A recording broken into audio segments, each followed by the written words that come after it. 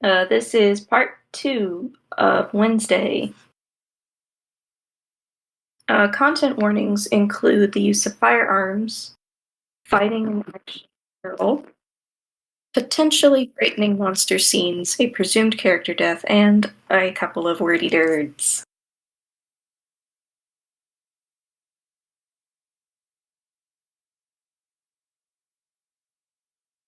The world had returned to its quiet comfort. Couples and several younger men and women conversing quietly by the fireside while the two older men had decided to take their seats off to one side away from the bar. Their own words far too quiet for Agman to hear. In the distance, the low rumble of thunder could be just heard above the crackling fire. The rain was picking up again. Agmund walked up to the bar asking if he could order some food, once again feeling very noticed. Sure enough, we just finished most of our breakfast serving, but I'm sure we've still got something left. Evidently visitors weren't unwelcome, but decidedly uncommon. Nodding his thanks, Agmund took a seat at one of the unoccupied tables, watching the folks around him. They didn't seem to be anything out of the ordinary. If anything, they were more unobtrusive to the scene than he was. Noting the dark shirt and black vest he himself was wearing, he suppressed a chuckle. Old Tom had been right, he supposed, when he told Agmund he dressed like a dark horse rider. "Excuse me, sir." A man around Agmund's age had appeared across from him, resting his hands lightly on the back of one of the opposing chairs. "Name's Edward. We don't often get folks passing through Wednesday. Where are you headed? If—" He held up a hand.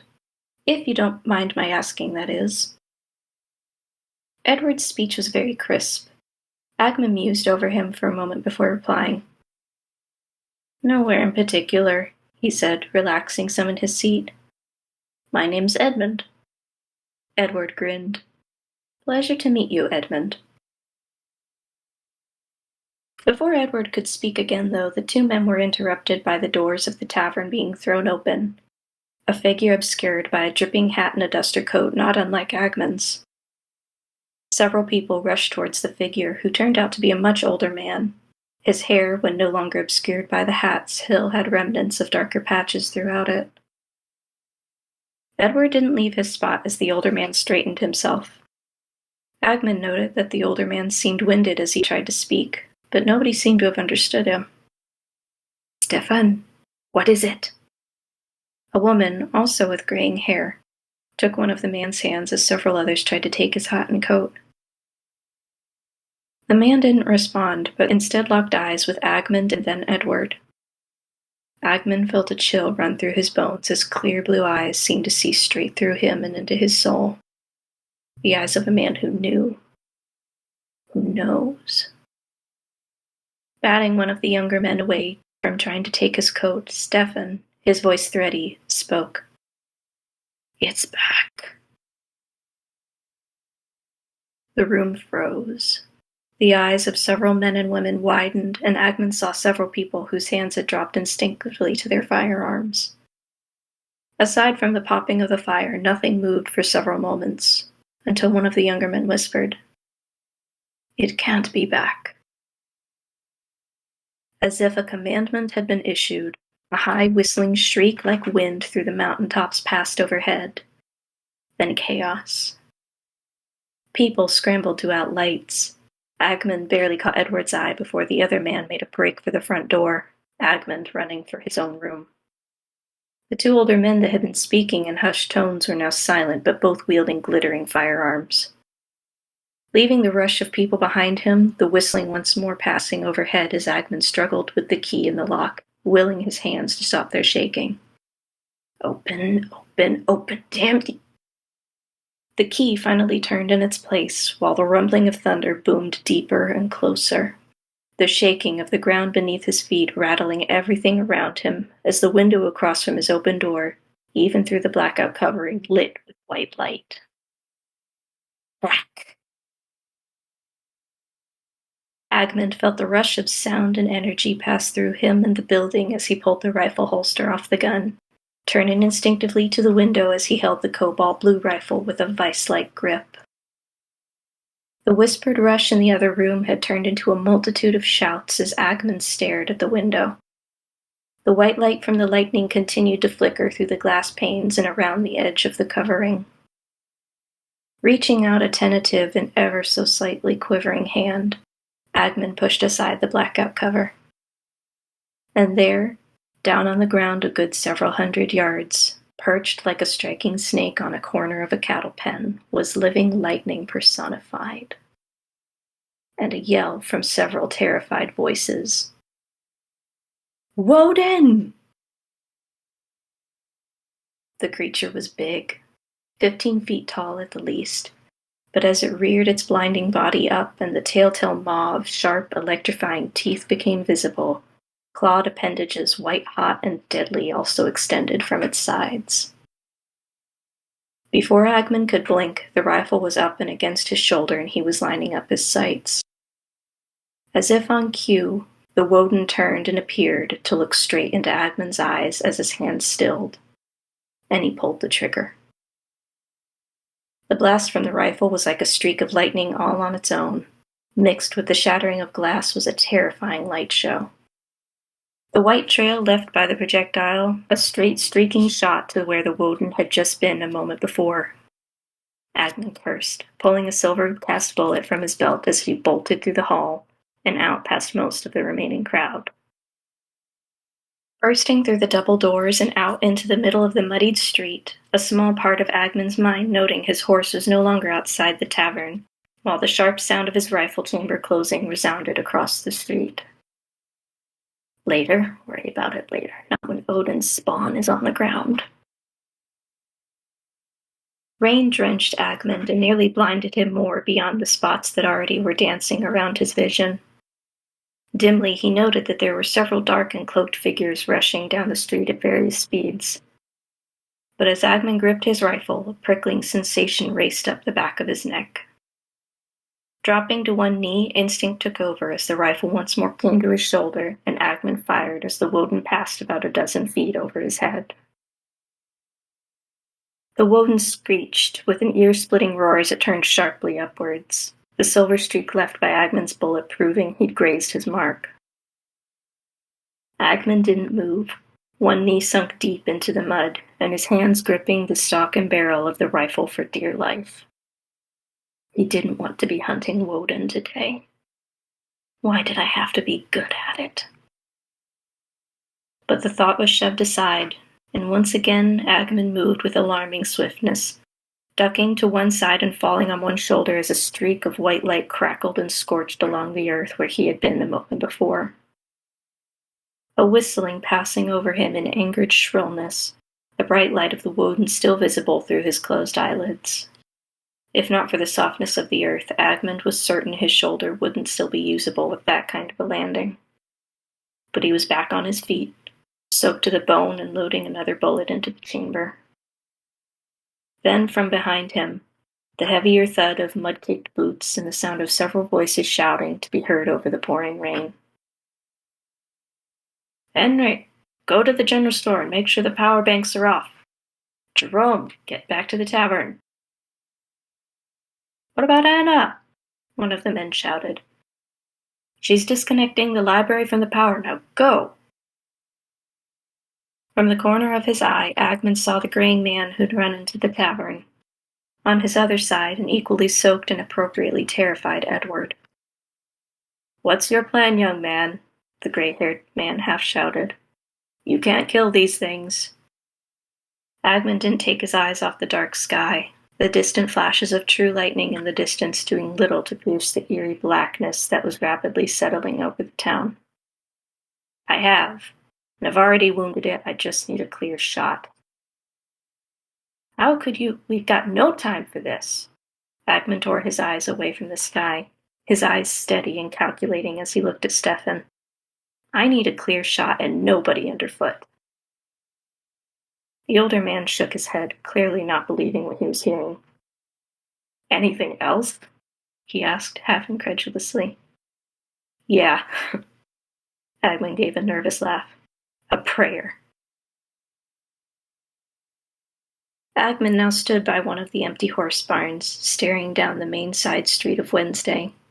Stefan and Edward had pointed him to the currently unused building.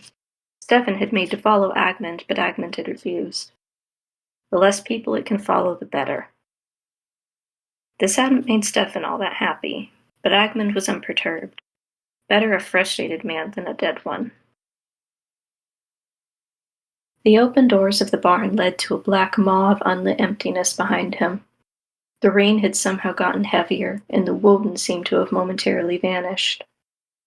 Not something that made Agmund feel any more at ease. He'd wounded it. It wasn't about to let him go. A low rumble reverberated through the earth, shaking the wooden siding of the barn. When was the last time he'd been able to enjoy a thunderstorm without worrying about the living death that would often accompany it? Agmund waited, not daring to relax even for a moment as he watched and listened for a sign of the Woden. The cool metal barrel of the rifle, barely warmed under his hands even after being fired, was as true a weapon he could ask for on a day like today. Though as the adrenaline began to show signs of waning, the cold of his wet clothes becoming more noticeable, Agmund found himself hoping for something. Anything. It was taking too long. He couldn't have done enough damage with the one shot, but Woden weren't known for their patience once they were on the hunt. What was taking so? A shriek followed by a blinding light as wood splintered and broke overhead, showering Agmund in bits of hay and debris as nearly half of the roof of the barn shore off in one quick burst. Agmund raised an arm over his head, pieces of debris pelting off him as he left the facade of cover that he had been under. Agmund ran into the middle of the street, eyes searching through the heavy rain for the creature. He didn't have to look long. There, perched on the end gable of one of the houses across the street, staring down at him, with its mouth open and arms extending, Agmund looked straight up into the face of a readying Woden. Time seemed to come to a standstill. Agmund had dealt with Woden for some time now, but this was the first that he'd truly seen one up close. And this one had been feeding for quite some time. It was terrifyingly mesmerizing. Burning white with hot electric fire, the sharp teeth which extended in only the most superficial terms of a mouth seemed to open up into a mess of popping and whizzing electricity inside them. The eyes. Eerie green like the sky before a cyclone, rimmed with more of the living electric fire, sharp and slanted in their focus. The arms of it were drawn up and back, ready with its claws as long as a man was tall in a position ready to pounce, ready to leap and claim its prey. Then time moved forward, and far too many things happened at once. Agmund couldn't tell which moved first, his hand or the Woden. As the Woden dove towards him, its maw opening in one great movement ready to swallow him whole, Agmund's eyes never left the creature, the butt of the rifle sliding upward and nestling into his shoulder like it was part of him, the barrel just leveling with the horizon as he began to grip the trigger. The Woden was only a dozen feet above him now, a dazzling display of living energy as the shrieking wail of its movement filled the air. Then, it was all he could see. He closed his eyes. Agmund could feel his hair and very body beginning to crackle and rise as the electricity surrounded him, the heat and the light filling his senses. Agmund pulled the trigger. To Edward and Stefan, Agmund appeared for all intents and purposes to be swallowed whole by the Woden in a matter of moments from its dive from the now smoldering rooftop. Both had readied their own weapons despite the uselessness of their ammunition, but neither fired as the scene unfolded before them. As the last of Agmund disappeared behind a wall of blinding light and unholy shrieking, a thin blue line shot through the Woden, racing out along the open countryside. Then, almost as quickly, it was as if the Woden began to unravel. White electricity began to follow the blue line of light, pulling and traveling along to where the silver bullet had plunged into the earth. the beast giving one final ear-splitting cry as it was pulled by seemingly nothing through the air and into the ground miles away, splintering as it struck the earth into a deep crack of thunder. Blinking away the spots in their eyes, Edward and Stefan turned from where the Woden had vanished into the earth to where Agmund was. Stefan squinted through the rain, the brim of his hat doing nothing at this point to help him see. "Edmund!" Edward shouted, headed down the muddy street as fast as he could, holstering his gun as he headed for where Stefan could now just make out the prone form of the stranger. Stefan began to make his way after the younger man when the door to the tavern behind him opened and Jerome stepped out, several other younger folks peering out from behind him. Is it over?" Jerome asked. Stefan nodded, then motioned with his gun hand to where Edward had reached the fallen stranger. "Better get a stretcher, though," he said. Edward nearly fell over in the mud as he reached Agmund's side, the newcomer's dark hair and clothing smoking and singed. But as Edward reached for the wrist of the hand still barely holding the strange blue rifle, searching for a pulse, Edward began to fear the worst had happened. But a distinct groan came from the man. Leaning forward, Edward spoke.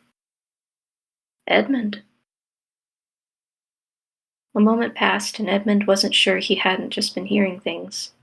Then, as the telltale sounds of several people approaching through the muddy street could be heard behind him, Agmund's eyes cracked open. "Name's Agmund," he said quietly. Edward let out a chuckle filled with relief as the worst of the worry he had evaporated like the Woden. "Agmund," Edward said, the edge of his voice just barely shaking as his own adrenaline began leaving him. "That was a damn close shot." Agmund's body shook with silent laughter, then groaning as he shifted. "Didn't have much choice."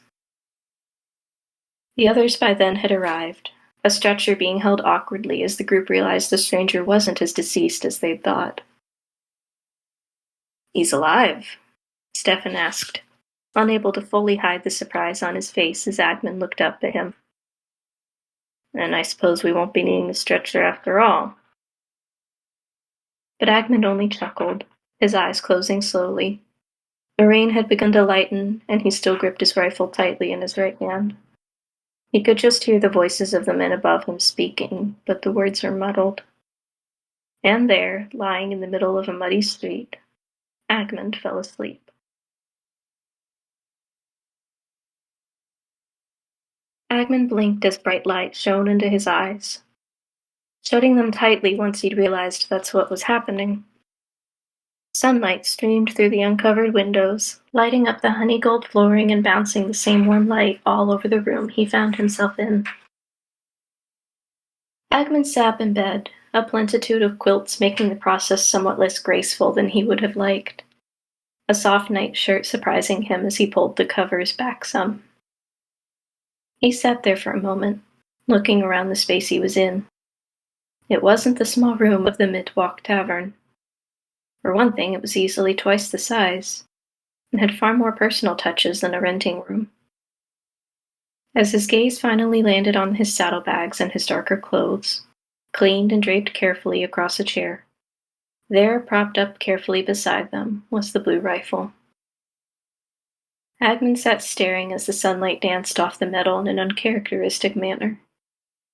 Before he could fully begin to contemplate why, the whitewashed door to his right that he had barely noticed slowly cracked open.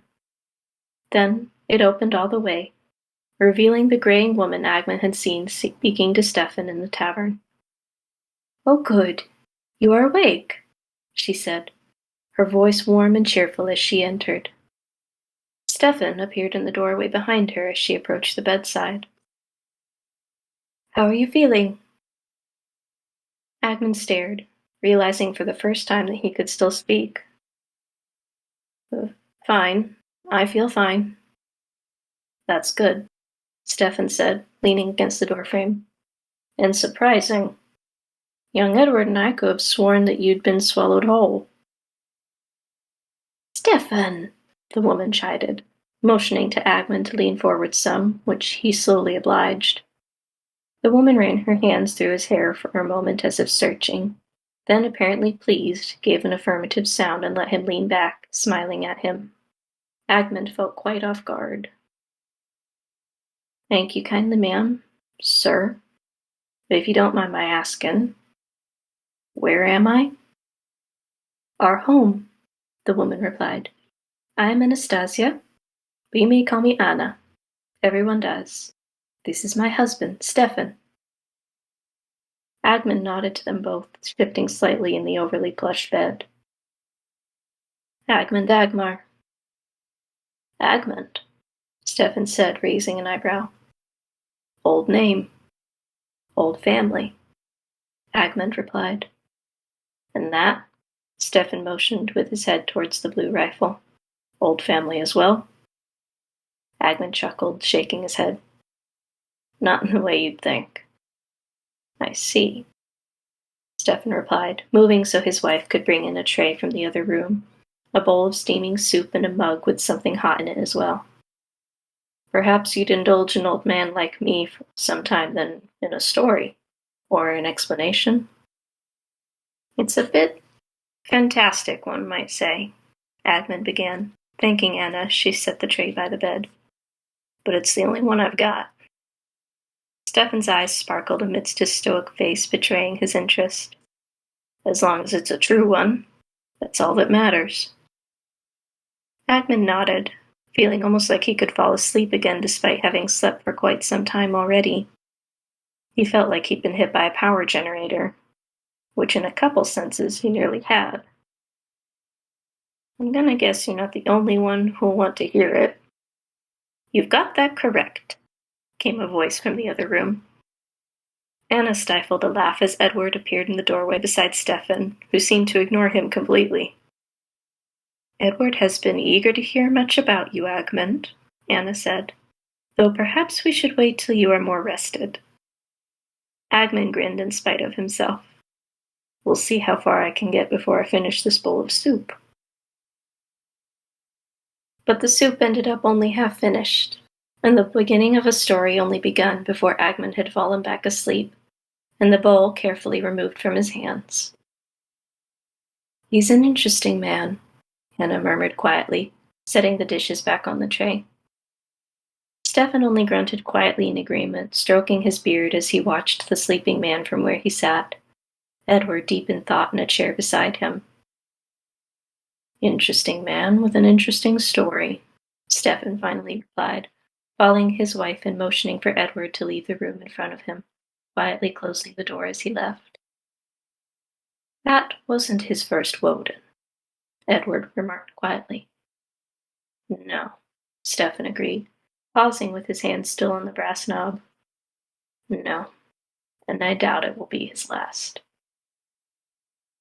And so in the midst of a sunlit room, Agmund slept, unaware that despite his own misgivings and his own designs for what he may have wanted, he'd built a name for himself. Agmund Agmar, the man who became Mercury Territory's first and only Woden hunter.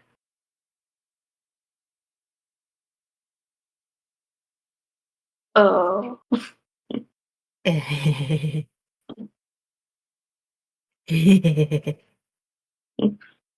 Oh, I love it. That was wonderful. It's really good. Thank I you. love that. That was Very- great. Read like a bedtime story. Yes. Elf has that voice too. That's Yeah. so Yeah, good. yeah, yeah. I love the cadence of your reading voice, Elf. I know that's unrelated to the story specifically, but it's so good. Thank Very, you. very good. I love how you pulled this off. I love the cowboy feel and how you blended the old west with the sci-fi and just the I have a soft spot for monsters and monster hunting kind of stuff. And all of this came together so wonderfully. I love it. I love it a lot. New Frontier Cowboy. Oh, I'm so glad you liked that scene, Luke. Oh, I almost didn't keep it in, but I was like, but I like this scene. I like him shooting through the window. It was good. The imagery just through the whole thing. Oh my goodness. And you also managed to kind of do the whole exchange with the monster in a way that felt like a lot of times when stuff like that comes on screen, it just things get really overblown really fast. Like it kind of tips into unbelievable territory. Like the way people respond, the way people behave. Like when a catastrophe happens, things get chaotic, but the chaos often feels pushed. Mm-hmm. When it's described, you didn't do that. It felt very real. And I appreciated that a lot. Especially when good. dealing with such a fantastic beast. It's just cool. I love this story. It's I'm super glad. neat. I'm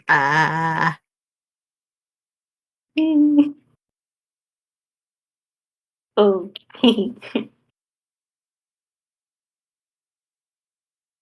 Oh, it was. I don't usually do monster action or just action in general, so this was very fun, but also very new. You did so well, So. though. Very I do good. have. Oh, I do have art of what the Oh, voting please. is supposed to look like because I was not sure, like, if I got it across right. I don't know. Let me pull it up and then you all can tell me how well you think it came across. If it will kindly upload.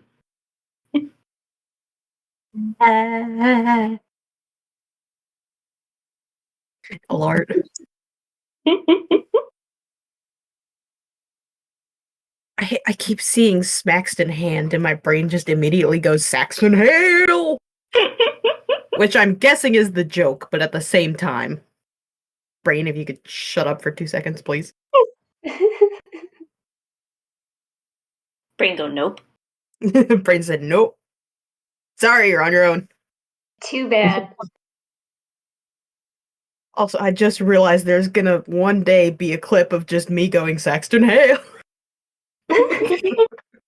Also, on that front, if at any point I clip something that somebody doesn't want floating around, let me know. Like, the point is to be fun and not embarrassing. So if at any point something comes up, like I clip something you don't want, just let me know and I'll delete it. I'll just Absolutely.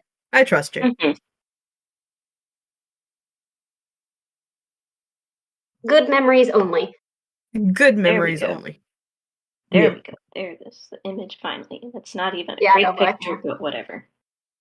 Is not even a it great blackmail picture. if you don't feel shame? Not really. I think it has to be a negative effect to you for it to count. All right, here we go. Finally. Give. Oh, let me spoiler it just because. Wart? Erndil, where did you get Wart? Woden art. Ah. Understood. Carry on. Oh. Oh, oh, nice. Yeah, that's about right. That's about what I was imagining for it. Oh, that's a vibe. Oh. I imagined it. I imagined it more lanky. The big thing, like it seems very compact in this. I imagined it more lanky. But Lanky. Good. I want the end result to be more lanky. Okay.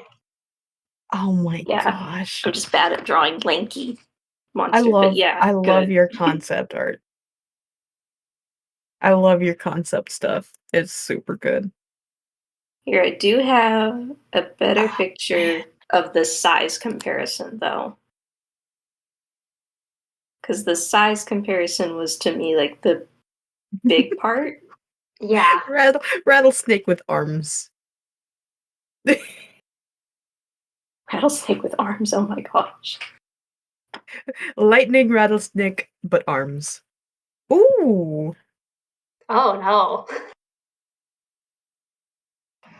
Rip. Oh, big. Yeah, that's a big Woden. I Big, have a big one. been building this monster for like 4 weeks now, and I'm like, all right, they vary in size, and now that I've read this to y'all, I can go off later about world building. Yes, So please. Yes, Yes, please.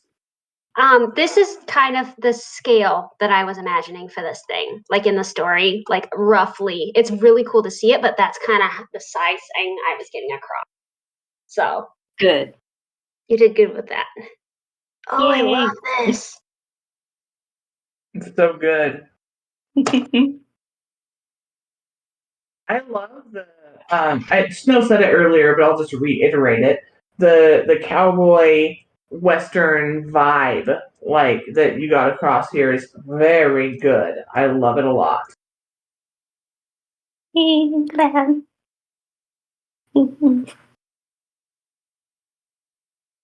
I should say, do you all have any questions, though, of anything that might not have got at yet in this particular run through? Because I didn't even finish this round of edits, so it's rougher than I'd like. I caught up so much in the story that I didn't really have a lot of thoughts. Everything made sense. I followed it well.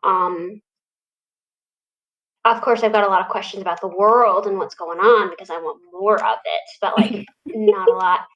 The only thing that I noticed that like stuck out to me is it felt like it lingered too long, and there were like 4 points where it felt like, okay, this is the end sentence. It's a nice end sentence, and then it kept on going.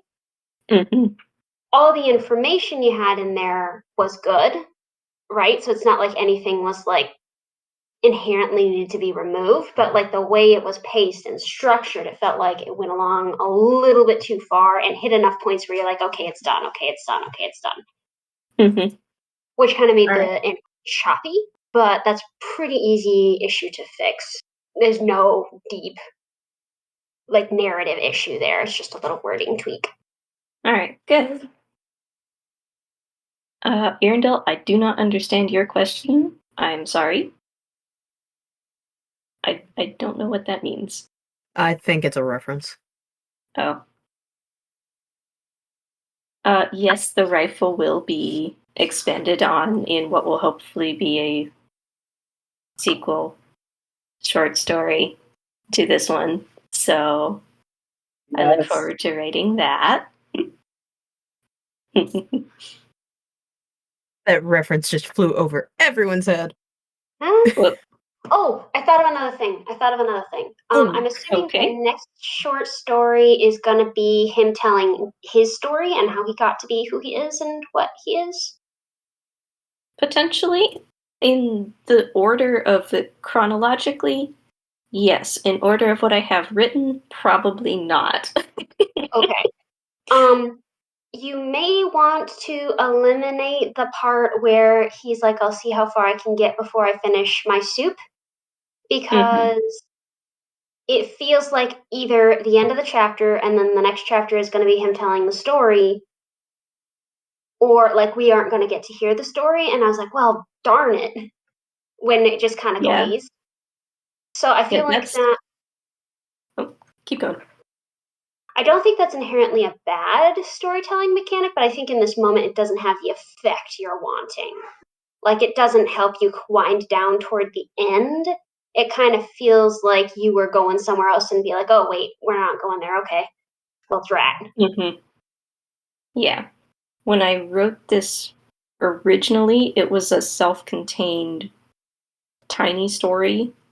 Mm-hmm. That when I was done, I was like, actually, I like this world. I want to write more of it. Good. So I kind of... Please do. So I'm glad y'all like it. Yes. so much. I cannot wait to hear more. Me neither. Hmm.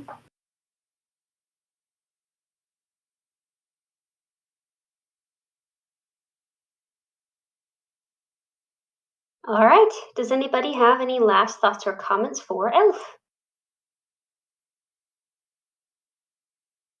Beans. Thank you. Ins. There are beans in the next one. How did you know? Because it's a Western.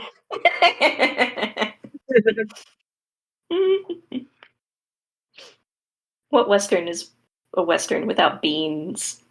Gotta Yeah, have more or less. beans.